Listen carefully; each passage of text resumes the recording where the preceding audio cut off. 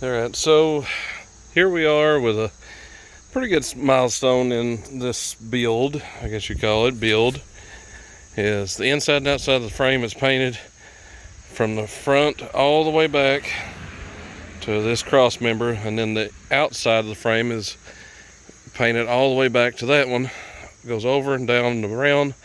The inside isn't painted, however, at this point I'm just kind of deciding how much is enough for a trail rig. This is going to be a DD trail rig, kind of like the Jeep was set up to be. Yeah, so far everything's been stripped off the cross members, ready to put in new engine mounts, get everything set up, painted, squared away. Kind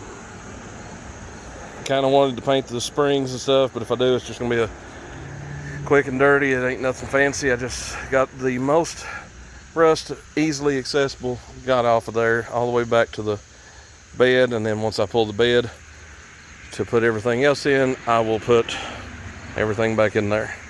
So that's where we're sitting at with this. I'm kind of diddle-daddling with the chance to put in new body mounts. Kind of, again, goes back to my question, is how much is enough for just an old trail rig? This is an old 86 frame.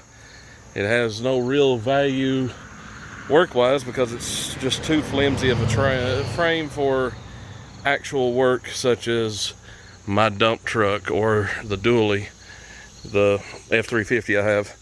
So at this point, it's kind of one of those things where it's like, okay, this is about as much work as I care to put in it, and then I'm going to collect the trash out of the bed and just keep loading scrap in there with all the bits and pieces that I take off and redo and whatnot, up until the point where this is driving. Then I'll take a scrap run and make a little bit of money back, probably $150, $200, and I'll be happy to do so.